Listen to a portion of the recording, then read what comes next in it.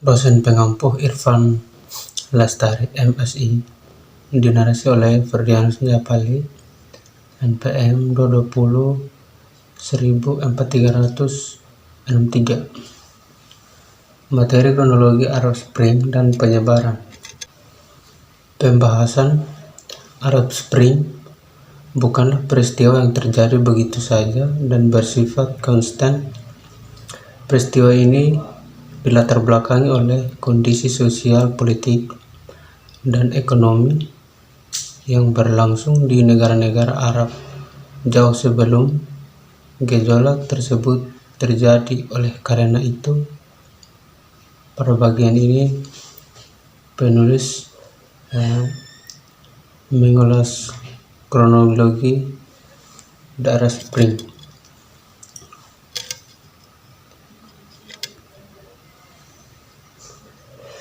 Baru kemudian melihat faktor-faktor apa saja yang menjadi penyebab dari peristiwa yang membuka lebih lebar karena demokratisasi di negara-negara Arab tersebut. Kronologi The Arab Spring. Gejolak The Arab Spring adalah peristiwa yang bermula dari Tunisia ketika seorang pemuda umur 26 tahun, Muhammad Bouazizi, melakukan protes terhadap kekejaman pemerintah lokal di bawah rezim otoritas Ben Ali. Bouazizi melakukan aksi bakar diri yang menarik perhatian seluruh negeri, bahkan dunia, pada tanggal 17 Desember 2010. Pada hari itu, Jumat 17 Desember, pemuda berumur 26 tahun ini berangkat dari rumahnya di pagi hari untuk melakukan aktivitas penopang hidupnya menuju gerobak tempatnya berjualan sayur-sayuran di Sidi Bouzid, 190 mil 300 km selatan Tunisia.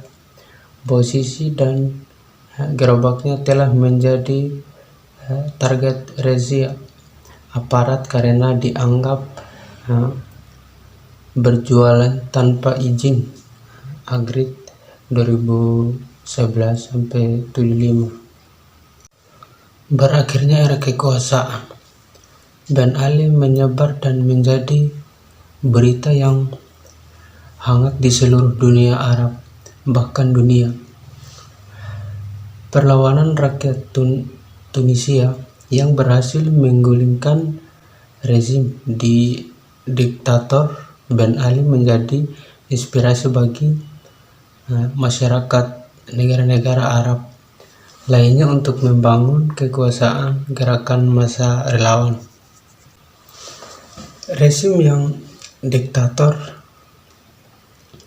Dari sanalah gejolak revolusi The Arab Spring di Timur Tengah bermula.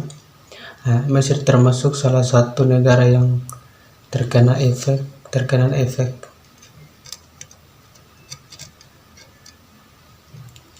Arab Spring merupakan sebuah istilah politik yang menggambarkan gelombang gerakan revolusioner di sejumlah negara Timur Tengah pada sekitar tahun 2011. Rakyat Arab sendiri menyebut Arab Spring sebagai Al-Thawrat Al-Arabiyah, yaitu revolusi yang akan mengubah tatanan masyarakat dan pemerintah Arab menuju ke arah ideal. Faktor-faktor yang menjadi latar belakang Arab Spring yakni ada 3, yaitu yang pertama, tingginya tingkat kinerjaan sosial dan ekonomi di negara-negara Timur Tengah. Keinginan masyarakat Arab untuk memperbaiki sistem sosial, politik, ekonomi, dan pemerintah. Kemunduran dalam hal hak politik dan kebebasan sipil dan beberapa negara Timur Tengah. Yang kedua, secara umum gelombang revolusi Arab Spring bertujuan untuk meruntuhkan yang otoriter dan ketidakadilan di beberapa negara Timur Tengah. Tiga, selain itu masyarakat Arab juga berkeinginan untuk menerapkan sistem demokrasi Timur Tengah. Dampak-dampak fenomena Arab Spring yang terjadi di beberapa negara Timur Tengah membawa dampak bagi kondisi politik, sosial dan ekonomi masyarakat internasional.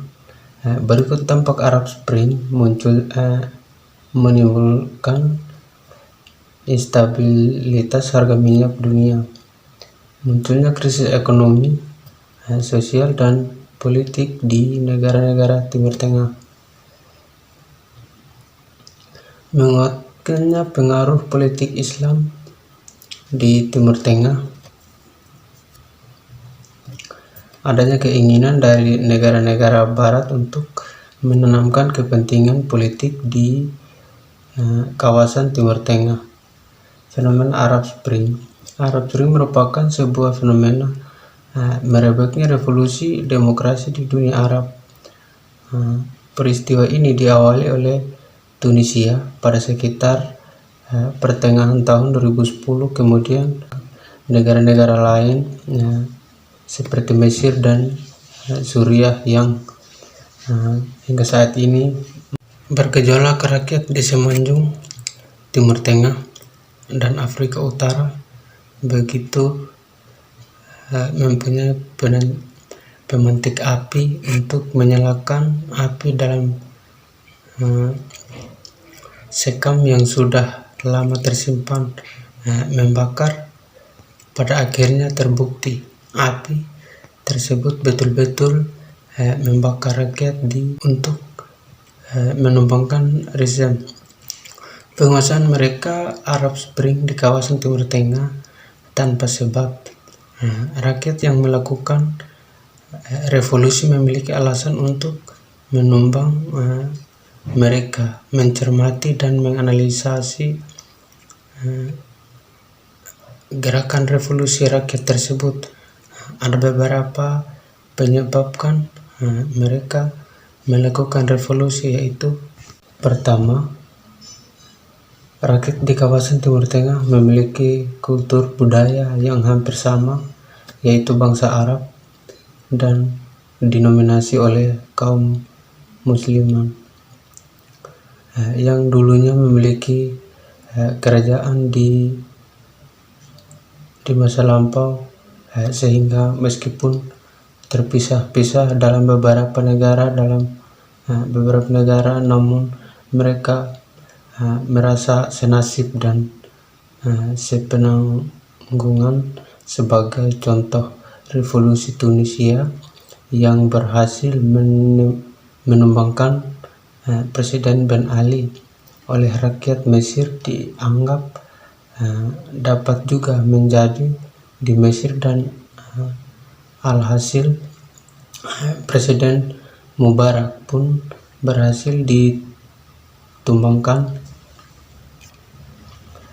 Kedua, mereka sama-sama merasakan pahitnya perjalanan kolonialisme bersama selama beberapa dekade, meskipun pewaris selanjutnya adalah kaum generasi muda, namun mereka juga merasakan penderitaan yang diwariskan pendahuluan di masa lampau dan menyebabkannya. Latar belakang mereka dalam segala hal, Tunisia dan Aljazair pernah dijajah perang Mesir, pernah dijajah Inggris. Ketiga, Pasca kemerdekaan dari kolonialisme merupakan belum mengecap kemerdekaan dalam arti sebenarnya baik ekonomi dan politik, termasuk merasakan misalnya manisnya arti kekayaan alam memang dikelola negara, namun dikuasai oleh segelintir orang yang dekat dengan penguasaan, termasuk aset-aset negara yang berupa perusahaan dan badan usaha.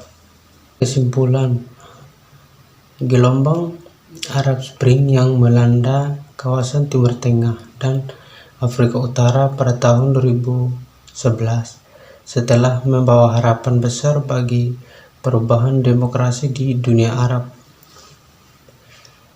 tidak terkecuali bagi Libya yang telah selama 42 tahun terkurung dalam rezim kediktatoran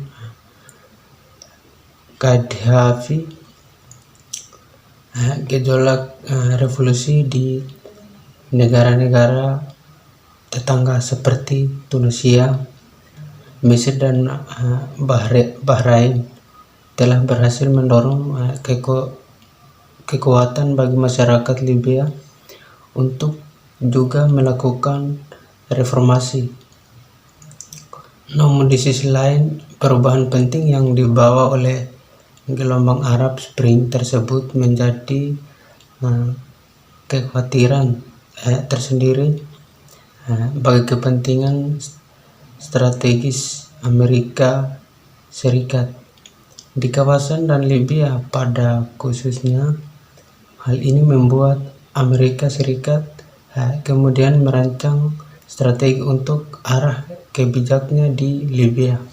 Berdasarkan analisis ini, dengan menggunakan teori realisme demokratik dan Reutehammer yang memiliki 4 poin utama, yaitu peluang penggunaan kekuatan militer, penyebaran demokrasi, dan kepentingan nasional. Penulis mendapatkan temuan untuk menjawab pertanyaan penelitian mengenai kebijakan politik luar negeri Amerika Serikat pada masa pemerintah Presiden Barack Obama dalam mewujudkan demokrasi di Libya. Pertama, terkait peluang, penulis melihat bahwa reaksi keras pemerintah Gaddafi terhadap rakyatnya yang menuntut perubahan menuju demokrasi menjadi sebuah jalan termasuk bagi Amerika Serikat ke Libya. Kejahatan kemanusiaan yang terjadi di Libya membuat Amerika Serikat sebagai polisi dunia merasa memiliki tanggung jawab dan harus bertindak untuk menghentikan kekejaman Gaddafi. Akhirnya Amerika Serikat mendesak PBB untuk mengeluarkan resolusi mengenai situasi Libya. Melalui resolusi pada 1973 yang dilakukan PBB, Amerika Serikat mendapatkan mandat melakukan intervensi menyelamatkan warga sipil Libya. Mandat yang diberikan tersebut menjadi peluang bagi Amerika Serikat untuk tidak hanya sekedar membebaskan rakyat dari kekerasan rezim, tetapi mendukung transisi demokrasi Libya. Kedua, terkait penggunaan kekuatan militer, Amerika Serikat menggandeng negara-negara NATO untuk membantu menjalankan misinya di Libya melalui UNSCR pada 1973 Amerika Serikat mendukung operasi militer NATO melindungi warga sipil Libya. Kebijakan Amerika Serikat dimulai dengan terlibat dan perannya dalam operasi militer Operation Odyssey dan Operation Unified Protection. Diawali operasi Amerika Serikat memanfaatkan kemampuan militernya untuk menghentikan tindakan ofensif rezim Gaddafi dan menurunkan sistem pertahanan udara sebelum seluruh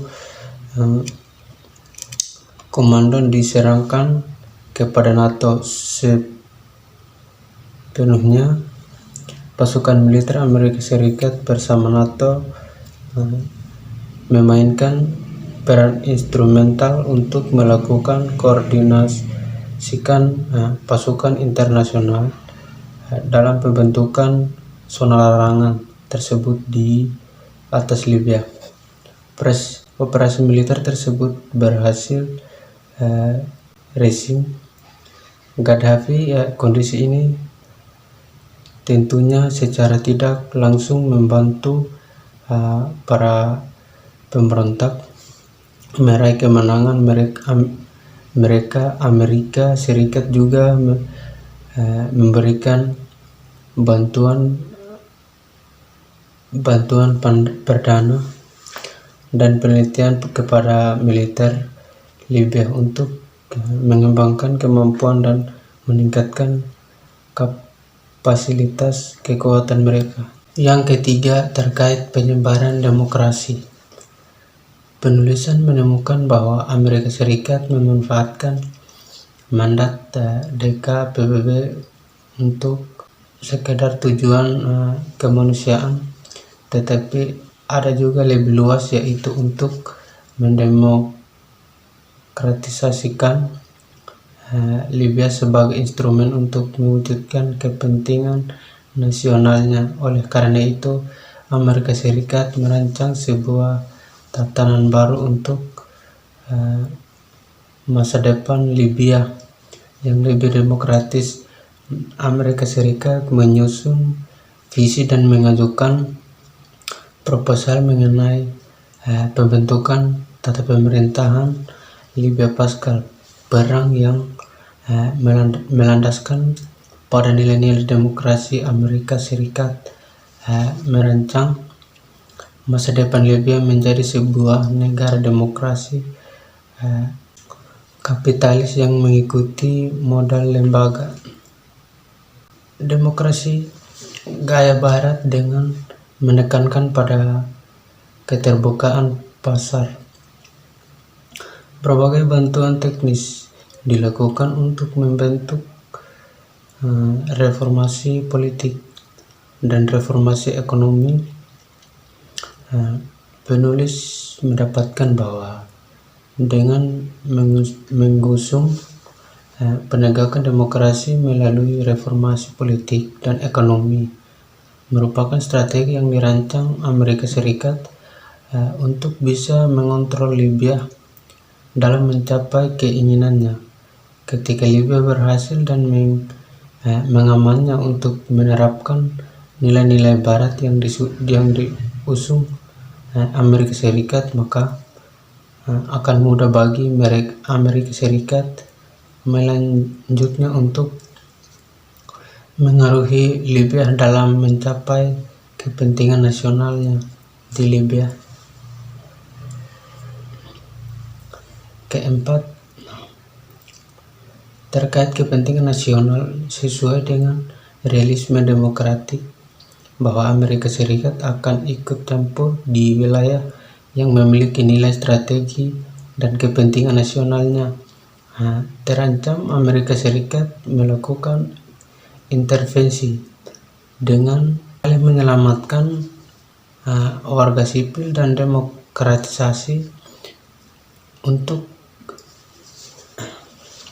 Itu karena terdapat kepentingan di Libya. Penulis menemukan bahwa di balik semua kebijakan yang diterapkan Amerika Serikat terdapat beberapa kepentingan nasional, yaitu dapat menjamin akses minyak dan investasi Amerika Serikat di Libya, dan menjamin keamanan dan kestabilan politik dan ekonomi untuk mempertahankan pengaruh dan kepentingan nasionalnya dalam memperluas wilayah